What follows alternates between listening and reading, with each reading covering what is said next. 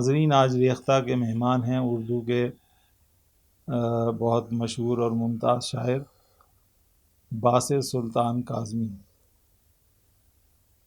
باسط سلطان کاظمی برطانیہ میں رہتے ہیں، برطانیہ کے شہر مانچسٹر میں، اور وہاں چوتھائی صدی سے زیادہ انہوں نے گزاری ہے، یعنی کوئی 26 برس کے قریب ان کو وہاں رہتے ہوئے ہو گئے ہیں۔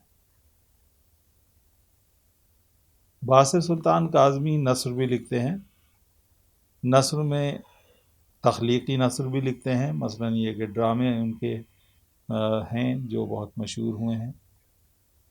اس کے علاوہ تنقیدی نثر بھی لکھتے ہیں، اور بالخصوص انہوں نے ناصر کاظمی کی جو کتابیں ہیں ان کو ترتیب دیا ہے، اور ان میں سے بعض کتابوں کے پیش لفظ جو ہیں انہی کے لکھے ہوئے ہیں۔ تو وہ کئی حیثیتوں کے اندر اہمیت رکھتے ہیں، اور آج وہ ہمارے مہمان ہیں۔ اس سے زیادہ خوشی کی بات ہمارے لیے کوئی اور نہیں ہو سکتی۔ ان کی پہلی کتاب جو تھی وہ نثر کی تھی، بساط کے نام سے ایک ڈرامہ ان کا شائع ہوا تھا، اور اب تازہ ترین جو کتاب ہے وہ میں آپ کو دکھا دوں، جو 2015 کے اندر شائع ہوئی ہے۔ وہ ایک طرح سے ان کی کلیات ہے، اس کو کلیات کہتے ہیں۔ ابھی پوچھوں گا کہ کلیات اتنی جلدی چھپوانے کی ضرورت کیا پیش آ گئی تھی۔ تو یہ ان کی تازہ ترین تصنیف ہے، اور اس کے درمیان، ان دو کتابوں کے درمیان، بہت سی واسطہ شعری مجموعے اور نثر کی کتابیں وہ شائع کر چکے ہیں، تراجم بھی انہوں نے کی ہیں۔ میں یہیں سے شروع کرنا چاہتا ہوں جی کہ یہ کلیات چھپوانے کی ضرورت کیوں ہے اس طرح؟ سب سے پہلے تو میں آپ کا، پھر ریختہ کا، اور دوسرے جو میزبان ہیں ہمارے، ان کا تہ دل سے شکریہ ادا کرنا چاہتا ہوں۔ بہت عزت افزائی میری۔ کلیات، دراصل اس کا نام تو شجر ہونے تک ہے، یہ کتاب ہے، لیکن کلیات اس کا ذیلی عنوان، یہ کچھ رواج بن گیا، اور یہ ناشرین نے اور کچھ ہمارے سینئر شعراء نے بھی ایسا کیا ہے کہ اس وقت جتنی کتابیں ہیں، اب تو اگر ایک جلد میں، جیسے کہ وہاں کلیکٹڈ ورکس اور سلیکٹڈ ورکس، تو اب یہ یا کمپلیٹ ورکس اور کلیکٹڈ ورکس میں تھوڑا سا یہ فرق ہے کہ کمپلیٹ ورکس کا مطلب ہے کہ اب اس میں تو اضافہ ہو نہیں سکتا، کلیکٹڈ میں یہ ہے کہ جتنی ہیں یا اس میں۔ تو یہ میرے 2 شعری مجموعے ڈیو تھے، اور ایک آؤٹ آف پرنٹ تھا، تو اکٹھے تو الگ الگ جلدوں میں شائع کرنے کی بجائے، اور ڈرامہ بساط جس کا آپ نے ذکر کیا وہ بھی آؤٹ آف پرنٹ تھا، تو انہوں نے کہا کہ اکٹھے شائع ہو جائیں۔ کتاب روز روز کتاب شائع کرنا، پھر اس کے پروف، اس میں غلطیاں اور بڑے مراحل آپ بہتر سمجھتے ہیں، تو اس کو ہم نے کہا کہ ٹھیک ہے، اور یہ ان کا ذیلی عنوان ہے، سب ٹائٹل۔ تو اب پتہ نہیں، اب کچھ اور اگر لکھا جائے گا تو لکھا جائے گا، نہیں تو پھر یہی کلیات۔ ایک زمانے میں تو یعنی دیوان بھی نہیں چھپتا تھا شعراء کا، وہ تو یہ ہوتا تھا کہ جب کلام کسی شاعر کا بہت مقبول ہو جاتا، اور وہ اس کو محفوظ کرنا ہوتا اس کی زندگی میں، یا بعض اوقات بلکہ عام طور پہ بعد میں بھی، تو اس کو پھر ایک جلد میں وہ محفوظ کر، وہ بھی حروف تہجی کے اعتبار سے، ہر حرف تہجی میں غزلیں جو ہیں ردیف میں غزلیں، غالب کا، امیر کا، مصفی، اس طرح سے۔ تو اب تو یہ کہ آپ کی کتاب نہیں چھپی تو آپ شاعر نہیں۔ ہاں، یہ صحیح بات ہے۔ اچھا، ایک بات بتائیے کہ آپ نے نثر کی طرف آپ کا پہلے رجحان تھا یا شاعری کی طرف؟ نہیں، شاعری کی طرف میں نے لکھا بھی ہے کہ اپنی جو پہلے شعری مجموعے کے دیباچے میں نے لکھا، وہ تو میں نے کوئی 11-12 برس کی عمر سے شعر کہنا شروع کر بچوں کے پروگرام میں نظمیں سنی، نظم تو خود کچھ لکھا، پھر والد صاحب کو دکھایا، انہوں نے حوصلہ افزائی کی، پھر ان کے دوستوں نے کچھ نے حوصلہ شکنی بھی کی۔ اس وقت تو نہیں، ذرا جب تھوڑا سا، اور پھر کالج میں آئے، وہاں گورنمنٹ کالج لاہور میں راوی کے جو شمارے تھے اس میں غزلیں چھپتی تھیں، انٹر کالجیٹ مشاعروں میں غزلیں، تو خیال تو یہی تھا کہ یہی لکھیں گے، جیسی بھی لکھی جائیں گی۔ تو جب ڈرامہ، محبوب خزاں ایک طرح سے میرے استاد، مطلب ہے کہ والد صاحب کی جب ان کا انتقال ہوا تو میری عمر تو 18.5 برس تھی، ان کے ساتھ تو زیادہ وقت نہیں گزار سکا میں. محبوب خزاں، اس کے بعد احمد مشتاق، اور دوسری جو ان کے دوسرے احمد نعیم قاسمی صاحب نے میری بڑی حوصلہ افزائی کی، فنون میں باقاعدگی سے وہ شائع کرتے. تو کشور ناہید اس وہ میں بھی ایڈیٹر رہی ہیں. ایڈیٹر رہی ہیں، اور جس طرح منیر نیازی نے بھی حوصلہ افزائی کی. خالد احمد بہت مشرف تھے میرے.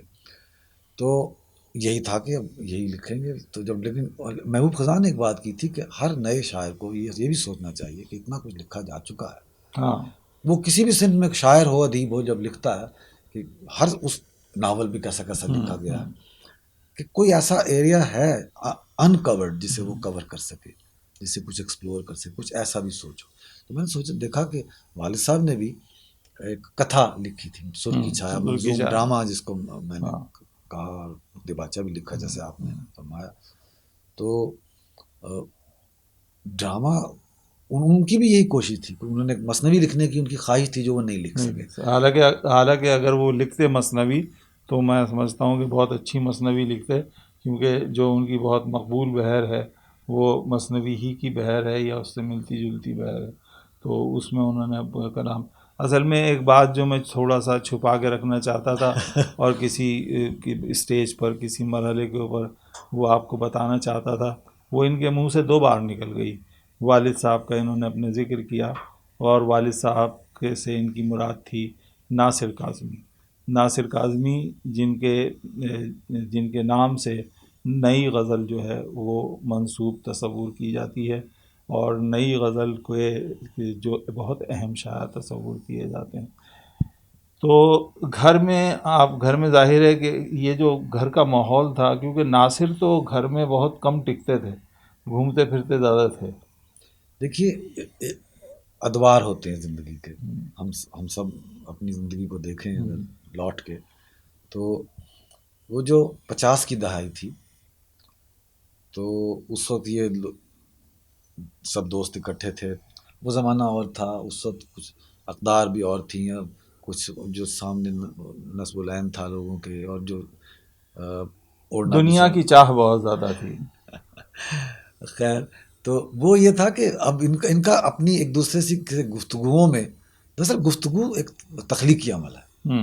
اس میں وہ مولیئر کے ایک ڈرامے میں ایک کردار کہتا ہے کہ how do I know until I talk, I will know when I will talk. تو گفتگو جو ہے وہ ایکٹ آف ڈسکوری ہے، وہ صرف کمیونیکیٹ کرنے کا وہ ظاہر ہے کہ ذریعہ تو ہے ہی، لیکن وہ ایک بنیادی بات ہے. تو ان کا تخلیقی ارتقاء ہو رہا تھا اس وقت. تو یہ چاہتے تھے، ان کی خواہش یا وہ نہیں تھی، ان کی ضرورت تھی ان کو لاشعوری طور پہ بھی کہ بس اپنے کام دھندے سے، اپنے ملازمت سے، جو بھی روزگار کا سلسلہ جس کا جو تھا اس سے فارغ ہوئے اور اکٹھے ہو گئے کہ ادب کے، فلسفے کے، یا جو نثر کے، زبان کے جو معاملات ہیں اس پہ بات کر رہے. خواب دیکھتے تھے، خوابوں کی باتیں، یادیں ان کی بہت تازہ تھیں، کچھ ان کو بہت عزیز تھیں، وہ آپ جانتے ہیں، تو ہم سب جانتے ہیں. تو یہ کہ یہ لوگ زیادہ سے زیادہ، کچھ کی شادیاں بھی نہیں ہوئی تھیں اس وقت، بلکہ پھر وہ آہستہ آہستہ، بلکہ سبھی کی پھر بعد میں ہونی شروع ہوئی. جب شادی ہوئی کسی کی تو کہا کہ بس اب یہ گھر بار کا ہو جائے گا، لیکن وہ کچھ عرصے کے بعد پھر واپس آ جائے گا، لو بھائی یہ واپس آ گیا اب اپنی منڈلی میں. تو گھر میں وہ میرے ہوش میں تو ظاہر نہیں رہتے ہوں گے.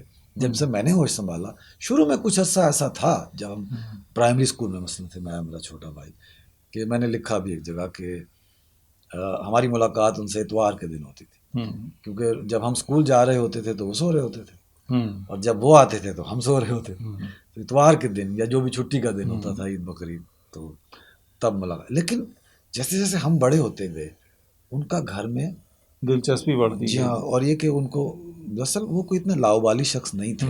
ان میں سے یہ سب لوگ کم از کم ان کو دنیا کی سمجھ تھی. یہ کہنا کہ شاعر کو دنیا کا پتہ نہیں ہوتا، اسے سب پتہ ہوتا، یہ غلط ہے. تو انہیں پتہ ہوتا ہے، وہ جان بوجھ کے ان کے لیے دراصل ترجیحات ان کی اور ہوتی. وہ کہتے ہیں کہ یہ تو کہ بچے اب اپنے ارتقاء کے کس دور میں ہیں، اس حساب سے کہ جو چھوٹا دور تھا وہ والدہ ہمارا ہوم ورک چیک کرتی تھی، چچا کرتے تھے، پڑھا دیتے تھے. لیکن جب انہوں نے دیکھا کہ اب یہ سوال پوچھنے لگے ہیں، اب یہ ان کا دور ہے، جاننا چاہتے ہیں کچھ ایسی باتیں، کچھ باتیں وہی بتا سکتے تھے. اچھا، وہ ہمیں کوالٹی ٹائم دیتے تھے.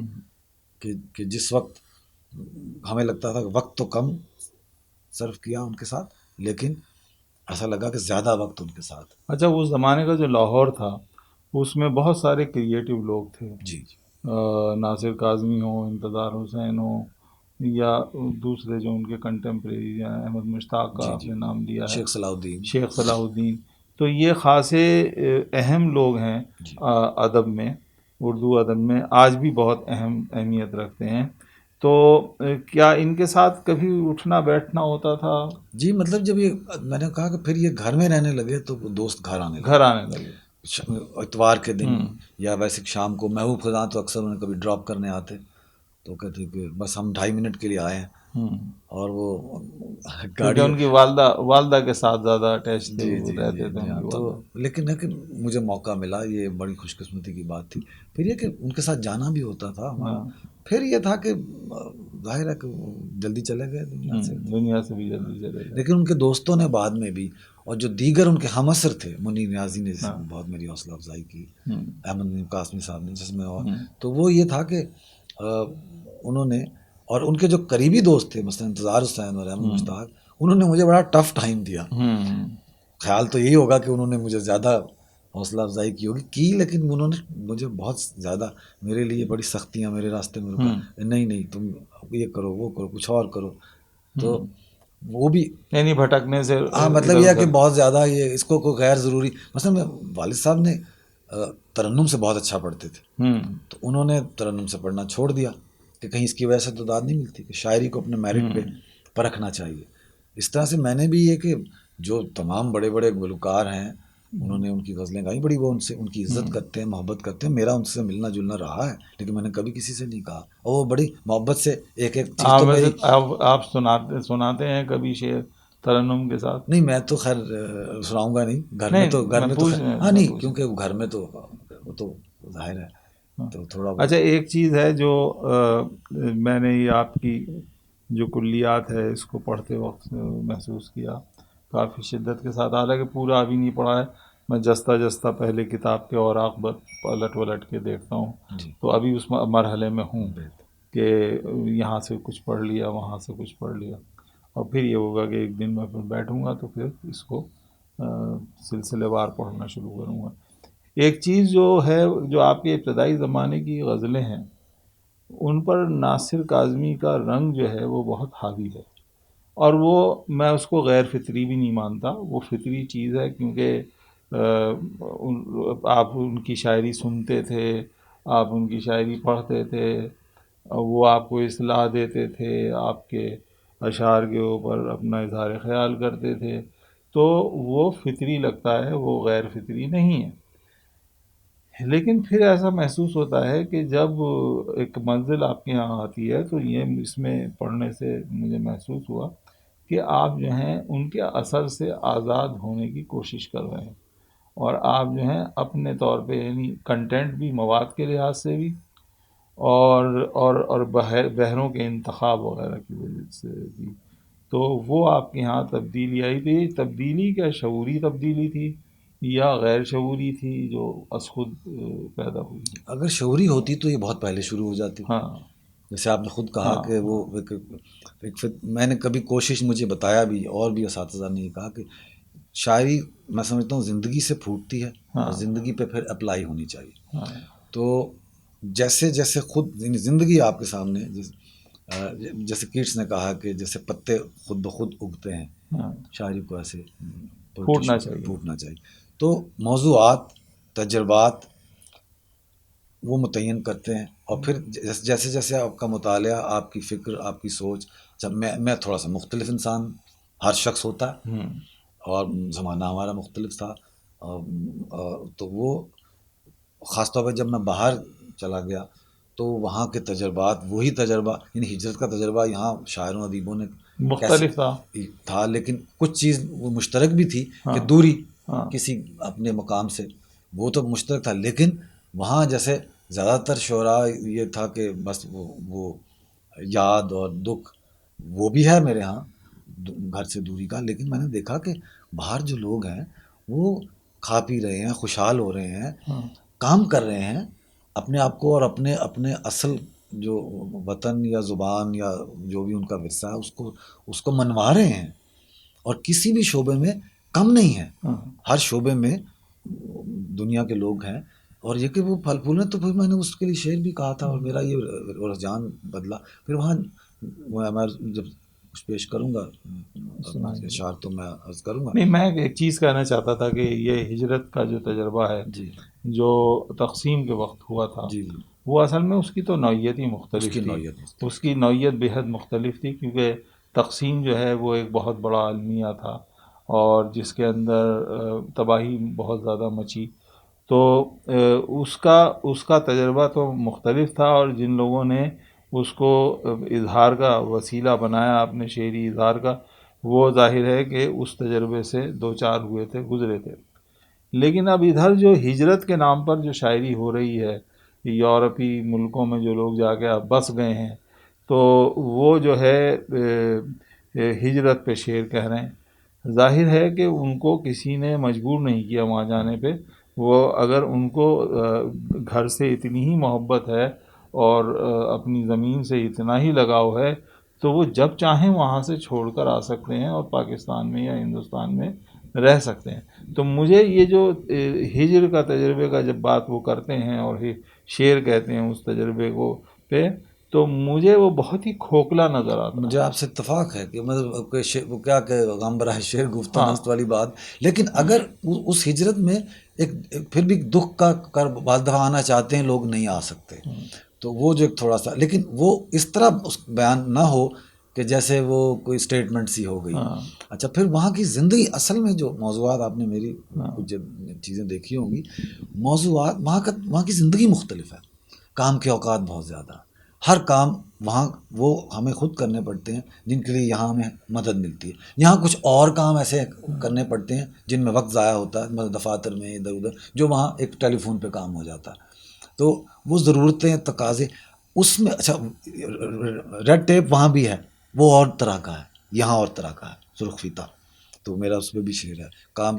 تو وہ یہ کہ اچھا، یہ سب کچھ جو بھی تجربہ ہے، پھر آپ پڑھتے ہیں، سوچتے ہیں، پھر آپ معاشرے کو دیکھتے ہیں، مسائل دیکھتے ہیں، سیاسی مسائل دیکھتے ہیں.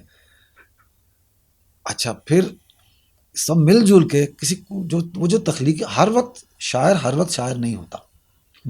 وہ کچھ لمحے ہوتے ہیں، آپ تو خود ماشاءاللہ صحیح ہے. بہت اچھے شاعر. وہ کچھ لمحے ہوتے ہیں جب آپ کو اچھا کسی تھوڑا سا اس وقت محسوس ہو رہا تھا کہ آپ اس وقت یا اپنے آپ سے باہر ہیں، اوپر ہیں، نیچے ہیں، کچھ مختلف سا ہے. اس وقت آپ کو پتہ نہیں چل رہا ہوتا، مطلب کہ ادھر ادھر، اور بڑا اچھا بھی لگ رہا ہوتا ہے، اور ایک اذیت سی بھی ہوتی ہے. ان لمحوں میں وہ جو الفاظ اپنی ترتیب لے کے آپ کے سامنے آتے ہیں، جیسے ٹی ایس ایلیٹ نے کلائڈوسکوپ کہا ہے کہ شاعر کا ذہن، منظر بدلتا جی رہتا ہاں، ہے. وہ بیکار کانچ کے ٹکڑے رنگین ہوتے ہیں. ہاں، ان کو جب اکٹھا جب اس میں آپ دیکھتے ہیں تو وہ پیٹرنز ایسے خوبصورت بنتے ہیں کہ آپ حیران ہوتے ہیں کہ یہ تو بیکار ٹکڑے تھے. تو جو یہ تجربات، مشاہدات جو بیکار، الگ الگ ڈس جوائنٹڈ سے، بغیر کسی ربط کے نظر آتے ہیں، شاعر کے جو نظام فضائے یاد جسے شیخ صلاح الدین نے کہا ہے، اس میں وہ ایک وہ جو ان کے جو پیٹرنز بنتے ہیں، اس کے ان کے جو ایسی چیزیں جن میں کوئی رشتہ نہیں ہوتا، وہاں رشتے نظر آتے ہیں. جو چیزیں بظاہر بہت مربوط نظر آتی ہیں، جڑی، وہ بالکل ایک دوسرے سے مختلف اور الگ نظر آتی ہیں. تو وہ جو اچھا، جیسے ٹی ایس ایلیٹ نے ذہن کو کٹھالی بھی کہا ہے، جس میں وہ چیزیں پکتی ہیں. تو پھر ایک چیز اس نے بیان کی، کیٹلسٹ کوئی چیز ہوتی ہے.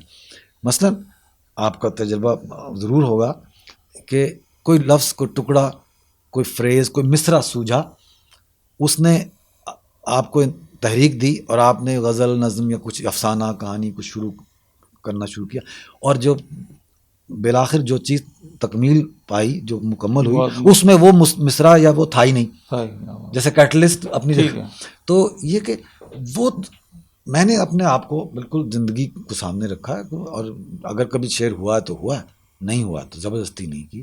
تو اس لیے زندگی مختلف تھی میری، تجربات، مطالعہ، پھر گفتگویں، میری دوستیاں، جو ہمارے معمولات مختلف تھے، تو اس سے مختلف چیزیں آنی تھیں خود بخود، جب آئی ہے تو آئی. اچھا، ایک چیز جو ہے وہ بہت خاص طور پہ جو میں آپ سے جاننا چاہتا تھا، اس پہ گفتگو کرنا چاہتا تھا، کہ 26/11 کا جو واقعہ تھا، یہ جو اپنا ٹوئن ٹاورز کے اوپر جو اٹیک ہوا، اس کے بعد ظاہر ہے کہ ساری دنیا کے حالات بدلے اور یورپ کے بھی حالات بدلے اور امریکہ کے بھی حالات میں تبدیلی آئی، لیکن ایسا محسوس ہوتا ہے کہ جو لوگ کہتے ہیں کہ ہم ہجرت کر کے یہاں آئے ہیں اور ہم ہجرت کا کرب سہ رہے ہیں، ان کی زندگیوں میں نہیں لگتا کہ کوئی بہت بڑا فرق پیدا ہوا ہے، کیونکہ وہ اسی طرح سے اسی ڈھب سے زندگی اپنی جی رہے ہیں اور وہی سب کچھ کر رہے ہیں جو پہلے کرتے تھے۔ کیا وہاں جو ادیب، ظاہر ہے کہ میں ایک عام آدمی کو تو دیکھ کے پتہ نہیں لگا سکتا، یہ تو جو لکھنے والے ہیں، ادیب ہیں، شاعر ہیں، ان کو ان کی تحریریں پڑھ کے اندازہ لگا سکتا ہوں کہ کیا جو کمیونٹی ہے وہاں پہ اس میں کیا تبدیلیاں آ رہی ہیں۔ تو آپ نے کوئی تبدیلی اس طرح کی اپنی تحریروں میں محسوس کی کہ اس کے بعد آپ کے یہاں تبدیلی آئی، وہ تحریروں کے اندر موضوعات نہیں، داخل ہوئے آپ نے ہوں؟ جیسے کہہ دیا کوئی زندگی میں اتنا فرق وہ گفتگو کی حد تک اور مطلب صحافت کی حد تک، اخباروں میں، سیاسی میدان میں تو اس پہ بہت باتیں ہوتی ہوں، لیکن میرا خیال ہے کہ وہاں دنیا میں لوگوں کی اکثریت یہ سمجھتی ہے کہ کچھ اقلیت، کچھ چند لوگ ہوتے ہیں جن کا یہ کام ہوتا ہے، اور یہ کہ اس کے نتیجے میں زندگیوں کو تبدیل کرنا یا کچھ تھوڑا بہت رد عمل ادھر ادھر، کوئی واقعات جو کہ اچھا، اخبارات جو ہیں وہ بری خبر تو زیادہ اچھال، ان کے لیے اچھی خبر تو کوئی خبر ہوتی نہیں ہے۔ اگر کچھ نہیں ہوا شہر میں، کوئی حادثہ نہیں ہوا، کوئی قتل نہیں ہوا، تو وہ تو کوئی خبر نہیں ہے۔ چھوٹی سی ایک بات ہو گئی، 1 کروڑ کی آبادی کا شہر ہے تو بس پتہ نہیں وہاں کیا ہو گیا۔ تو یہ جو واقعات ہوتے ہیں، جیسے کہ حملہ ہو گیا کسی پہ، مسلمان پہ یا کسی ہندوستانی پاکستانی پہ، برازیل یہ ایشین ہے، یا جاؤ اپنے ملک واپس، اس طرح کے کم واقعات۔ نہیں، میں برطانیہ کے اصل میں حوالے سے بات کر رہا جی تھا، ہاں، وہاں کو اتنا وہ ہمیں تو لوگ ہم اسی طرح رہ رہے ہیں۔ کیونکہ برطانیہ کے جو نوجوان ہیں جی، ان کے اندر غیر معمولی تبدیلی دیکھنے میں آ رہی ہے، اچھا، خاص طور کے اوپر جو یہ شدت پسند لوگ ہیں ان کی طرف جانے کا رجحان، کیونکہ بہت سارے جو نوجوان ہیں وہ مثلا افغانستان بھی گئے ہیں، چیچنیا گئے ہیں، یا عراق کی اب جو عراق میں جنگ چل رہی ہے اس کے اندر شامل ہو رہے ہیں۔ آخر اس کی کیا وجہ ہے؟ دیکھیے ان کی تعداد کتنی ہوگی، اس کے اعداد و شمار نہیں، موجود ہیں، تعداد تو دیکھیے ابھی کم ہو سکتی ہے، ہو سکتا ہے کہ اس چند میں سو ہوں گے۔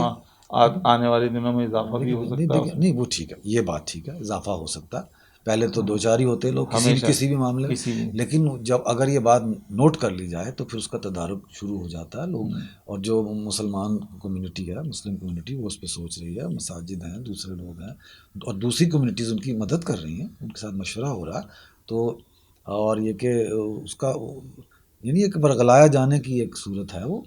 تو اور یعنی تخلیق کاروں کے یہاں کوئی ان کی تخلیقات میں کوئی تبدیلی نہیں، مجھے تو محسوس نہیں ہے، محسوس اور جو نہیں کہ ہو میں رہی ہے، سمجھتا ہوں کہ خوش آئند بات ہے۔ خوش آئند ہاں بات جی ہے ہاں، مجھے بالکل اس ایسی کوئی وقت۔ بات اچھا، ایک اور چیز میں آپ سے دریافت کرنا چاہوں گا کہ اگر آپ سے میں پوچھوں کہ موازنہ اگر آپ سے کرنے کے لیے کہوں کہ جو شاعری آپ کر رہے ہیں وہاں رہ کے اور جو شاعری مثلا پاکستان کے اندر ہو رہی ہے، جہاں آپ کو جو آپ کا وطن ہے، جہاں سے آپ اپنی اپنی تخلیق یا اپنی زندگی شروع کی ہے، تو دونوں میں کیا فرق نظر آتا ہے؟ کیا کوئی فرق نظر آتا ہے دونوں کے اندر؟ جی ہاں بالکل، وہ میں نے تو بلکہ ابھی عرض کیا ہے نا کہ وہاں زندگی مختلف ہے ہوں، اور یہاں زندگی مختلف ہے، ہوں، اور ایک اور بات ہے کہ وہاں یہاں ایک سہولت ہے شاعروں کو جو مجھے بھی حاصل رہی برسا ہوں، برس، کہ ایک اپرینٹس شپ کے مواقع موجود ہیں، بہت ہیں۔ کچھ ایسے مطلب ہلکا ارباب ذوق ہے، کچھ اور مراکز ہیں جہاں شاعر ادیب سینئر اکٹھے ہوتے ہیں، نئے لکھنے والے بیٹھتے ہیں، سنتے ہیں ان کی باتیں، سیکھتے ہیں، ان کا رد عمل معلوم ہوتا ان ہے۔ سے پوچھ لیتے ہیں تلفظ کو اور باتیں، باریکیاں، محاسن، خرابیاں، تو وہاں یہ سہولت نہیں، یہ بڑی محرومی ہے، لیکن وہاں اس کا ایک فائدہ بھی ہے کہ وہ زیادہ بڑا چیلنج ان کے سامنے، وہ پھر تحقیق کرتے ہیں، مطالعہ زیادہ کرتے ہیں، اور ان کو تنہائی زیادہ میسر ہے۔ اچھا، تخلیق کے لیے تنہائی بھی اتنی ضروری ہے جتنی محفل۔ میں نے پہلے عرض کیا کہ ہمارے جو میرے بزرگ تھے، آپ کے ہمارے، ان کو یہ جو ایک محفلیں تھیں، یہ بڑی ان کے لیے تخلیقی مواد اور ان کی تخلیقی ارتقاء میں بڑی اس نے حصہ لیا، کردار ادا کیا۔ تو لیکن وہ لوگ تنہائی بھی کی اہمیت سے واقف تھے، اور یہ لکھا بھی ہونا. تو اور کیونکہ انہیں تنہائی ملتی بھی تھی. کیسے؟ ٹیلی ویژن نہیں تھا ہر وقت، تو اب سب دوست اکٹھے نہیں ہو سکتے. اچھا ٹیلی ویژن نہیں تھا، ریڈیو بھی بلکہ بعد میں آیا، اور یا اس پہ بھی کوئی پروگرام کوئی دیکھے. اچھا محفلیں نہیں تھیں اس طرح، اور انٹرنیٹ اور یہ اب تو ایک لمحہ نہیں آپ کے پاس ہوتا اپنا. تو وہاں یہ ہے کہ اگرچہ بہت مصروفیت ہے، ہمیں اپنے تمام کام خود کرنے پڑتے ہیں، لیکن اگر مثلا میں ڈرائیو کر رہا ہوں تو میں ذہنی طور پہ تو اکیلا ہوں نا، میں سوچ سکتا ہوں، میں اپنے برتن صاف کر رہا ہوں. سلیم احمد کا ایک شعر مجھے یاد آ گیا. اچھا مطلع ہے ان کا ایک کہ اس کاروبار شوق کا ہاں انجام کچھ نہیں. ہاں اس کاروبار شوق کا انجام کچھ نہیں، مصروفیت بہت ہے مگر کام کچھ نہیں. بے شک بے شک. لیکن اس میں یہ ہے نا کہ اب یہ میری چوائس ہے کہ اگر میں اپنا کوئی استری کر رہا ہوں تو میں سوچنے کے لیے، اور میں تنہا ہوں، غور کر سکتا ہوں، اپنے خیالات کو پرکھ سکتا ہوں، موازنے کا. یہ ایک یہاں استری جو ہے وہ دھوبی کرتا وہ سب کچھ ہی ہو بھی کرتا ہے یہاں تو. اچھا پھر یہ ہے کہ الگ الگ اور دور دور ہیں شاعر ادیب. اس سے یہ ہوتا ہے کہ ان کا کلام فرق ہے ایک دوسرے سے. لندن میں دو، اور لندن میں بھی اتنے آپ تو بہت رہے ہیں وہاں، کتنے فاصلے ہیں کہ وہ مل نہیں پاتے. تو ہر شخص اپنی جگہ گویا اس کی انفرادیت خود بخود ایک اس کی حفاظت، کوئی کرتا ہے حفاظت میری تنہائی کی ہمیں مجھتا. وہ ان کو ایک طرح سے وہاں میں نے دریافت کیا، مجھے مجھ پہ کھلا کہ یہ تو ایک فائدہ بھی ہے. اچھا یہاں جو ہے شعراء اچھے ہیں بہت، لیکن ان کا کلام بڑا ملتا جلتا ہے آپس میں، کیونکہ وہ محفل ہوئی، ایک سی باتیں، ایک ہی موضوع پہ باتیں بہت سی ہوئی، پھر وہی سوچتے ہوئے گھر گئے، اور وہی زندگی، وہی سب کچھ، اور غزلیں ملتے جلتے اچھے اشعار. یہ فرق میں دیکھتا ہوں. اچھے اشعار تو میں ان کو نہیں کہتا، لیکن یہ ہے کہ وہ دھوکہ دینے میں بڑے کامیاب ہو جاتے ہیں. اس طرح کی شاعری جو ہے وہ دھوکہ بہت دیتی ہے، کیونکہ پہلی نظر میں جب آپ اس کو پڑھتے ہیں یا وہ آپ سنتے ہیں تو آپ پہ تاثر بہت اچھا قائم ہوتا ہے کہ گویا کہ پتہ نہیں کیا کہہ دیا ہے، کیا بات کہہ دی ہے، حالانکہ اس کے اندر کوئی نیاپن نہیں ہوتا، یا اس کے اندر تجربے کی کوئی ایسی جہت نہیں ہوتی جو ان سے پہلے کسی نے دریافت کی ہو. تو اس طرح کا یہ بات آپ نے صحیح کی کہ بہت سے اچھے اشعار پڑھ کے فوراً کوئی شعر اس موضوع کا جس میں ترکیب یا ٹکڑا بھی وہی ہوتا ہے. یہ بات ٹھیک ہے، یہ بات ٹھیک. تو اب میرا خیال ہے کہ آپ سے کچھ کلام سن لیا جائے، کیونکہ ریختہ کے جو مداحین ہیں اور ناظرین ہیں وہ میرا خیال ہے کہ کلام سننا زیادہ پسند کریں گے بنسبت اس گفتگو کے جو روکی پھیکی سی ہے. تو آپ کلام سنائیں. اب امید ہے کہ پسند آئے گا. میں جو بھی کاغذ پیش کرتا ہوں، جیسے میں نے عرض کیا کہ وہ جو سیلیبریشن آف جپسی ایگزسٹنس جس کو کہا ایک نمائندے نے گفتگو کرتے ہوئے میری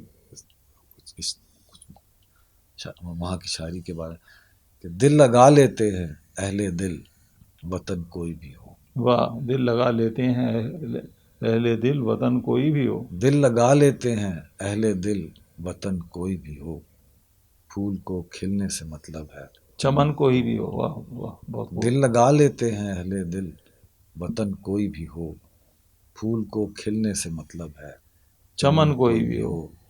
صورت حالات ہی پر بات کرنی ہے اگر، صورت حالات ہی پر بات کرنی ہے اگر، صورت حالات ہی پر بات کرنی ہے اگر، پھر مخاطب ہو کوئی بھی، انجمن کوئی بھی ہو. واہ واہ واہ واہ. اور ہے وہی لا حاصلی دستے ہنر کی منتظر، ہے وہی لا حاصلی دستے ہنر کی منتظر، ہے وہی لا حاصلی دستے ہنر کی منتظر، آخرش سر پھوڑتا ہے کوہ کن کوئی بھی ہو. واہ واہ واہ واہ. ہے وہی لا حاصلی دستے ہنر کی منتظر، واہ، آخرش سر پھوڑتا ہے کوہ کن کوئی بھی ہو. ہیں جو پورا آرزو ہوتے نہیں محتاج میں، واہ، ہیں جو پورا آرزو ہوتے نہیں محتاج میں، رات دن مخمور رکھتی ہے لگن کوئی بھی ہو. واہ.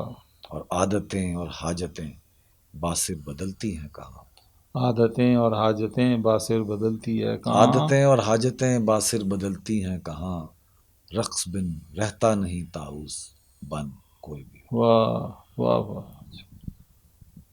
کچھ اور تو جی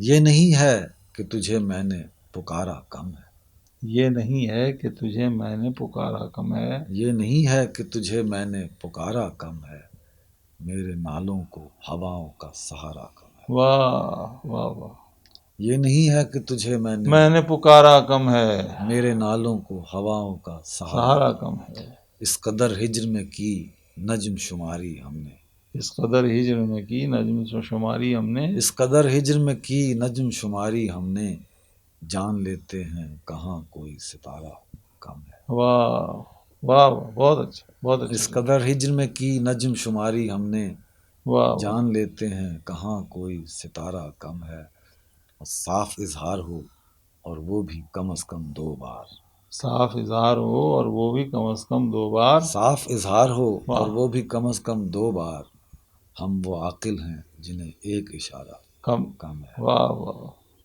اور اتنی جلدی نہ بنا رائے میرے بارے میں، اتنی جلدی نہ بنا رہا ہے میرے بارے میں، یا کیا آپ مجھ سے کہہ رہے ہیں؟ ادھر دیکھ کے کہہ دیتا ہوں، اتنی جلدی نہ بنا رائے میرے بارے میں، ہم نے ہمراہ ابھی وقت گزارا کم ہے، کم ہے، واہ واہ، اور ایک رخسار پہ دیکھا ہے وہ تل ہم نے بھی، ایک رخسار پہ دیکھا ہے وہ تل ہم نے بھی، ہو سمر قند مقابل کے بخارا، کم ہے، واہ واہ، اور آج تک اپنی سمجھ میں نہیں آیا باسر، آج تک اپنی سمجھ میں نہیں آیا باسر، کون سا کام ہے وہ جس میں خسارہ کم، واہ واہ واہ واہ، بہت بہت اچھا بہت اچھا، اور سنا ہے جی ہاں، ایک غزل ہے، کتنی ہی بے ضرر سہی تیری خرابیاں، کتنی ہی بے ضرر سہی تیری خرابیاں، کتنی ہی بے ضرر سہی تیری خرابیاں، باسر خرابیاں تو ہیں پھر بھی، خرابیاں، خرابیاں، واہ کتنی ہی بے ضرر سہی تیری خرابیاں، واہ واہ، باسر خرابیاں تو ہیں پھر بھی، خرابیاں، خرابیاں، حالت جگہ بدلنے سے بدلی نہیں میری، حالت جگہ بدلنے سے بدلی نہیں میری، حالت جگہ بدلنے سے بدلی نہیں میری، ہوتی ہیں ہر جگہ کی کچھ اپنی خرابیاں، واہ واہ، اور تو چاہتا ہے اپنی نئی خوبیوں کی داد، تو چاہتا ہے اپنی نئی خوبیوں کی داد، تو چاہتا ہے اپنی نئی خوبیوں کی داد، مجھ کو عزیز تیری پرانی خرابیاں، واہ واہ واہ واہ واہ، جو ہی تعلقات کسی سے ہوئے خراب، جو ہی تعلقات کسی سے ہوئے خراب، سارے جہاں کی اس میں ملیں گی خرابی، خرابیاں،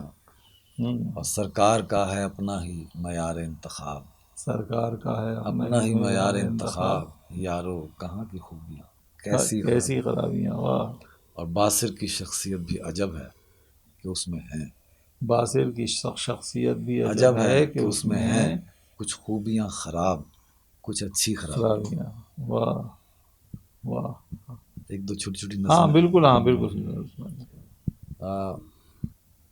قلم دوات، اچھا، عنوان ہے مختصر، شجر سے کٹ کے جو بے جان ہو گئی تھی شاخ، شجر سے کٹ کے جو بے جان ہو گئی تھی شاخ، شجر سے کٹ کے جو بے جان ہو گئی تھی شاخ، قلم بنی تو وہ دوبارہ ہو گئی زندہ، واہ، قلم بنی تو وہ دوبارہ ہو گئی زندہ، زندہ، شب سیاہ سے زیادہ سیاہ سیاہی سے، واہ شب سیاہ سے زیادہ سیاہ سیاہی سے، تمام عالم تاریک ہو گیا روشن، واہ، اور ایک پڑھو گے لکھو گے، اس پڑھائی لکھائی سے کیا فائدہ، اس پڑھائی لکھائی سے کیا کیا فائدہ، فائدہ، جو سکھائے فقط ایسی تحریر، ہوں، آغاز جس کا جناب حضور، انتہا تابے داری کا ایک غیر مشروط پیمان، واہ اور پیشگی شکریہ جانے کس بات کا، واہ واہ واہ، بہت بہت، اور سنائے نظم کوئی، یہ جس سے عنوان لیا ہے شجر ہونے تک، شجر ہونے تک، صبر کرنے کی جو تلقین کیا کرتے تھے، صبر کرنے کی جو تلقین کیا کرتے تھے، عنوان ہے شجر ہونے تک، صبر کرنے کی جو تلقین کیا کرتے تھے، اب یہ لگتا ہے کہ وہ ٹھیک کہا کرتے تھے، واہ،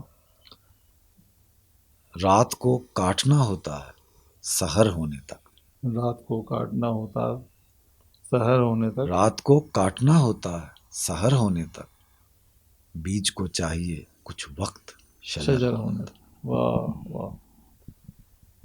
تو ناظرین، یہ تھے باصر سلطان کاظمی، اور ان سے ہم نے نہ صرف یہ کہ ان کی شاعری کے بارے میں بات کی، بلکہ کچھ گفتگو ان کے والد اور بے حد ممتاز غزل گو ناصر کاظمی کے بارے میں بھی گفتگو کی، اور جو برطانیہ کی صورتحال ہے اس کے اوپر بھی تھوڑی بہت گفتگو ہوئی. اسی کے ساتھ مجھے اور باصر سلطان کاظمی دونوں کو اجازت دیجیے. خدا حافظ. بہت شکریہ، بے حد شکریہ.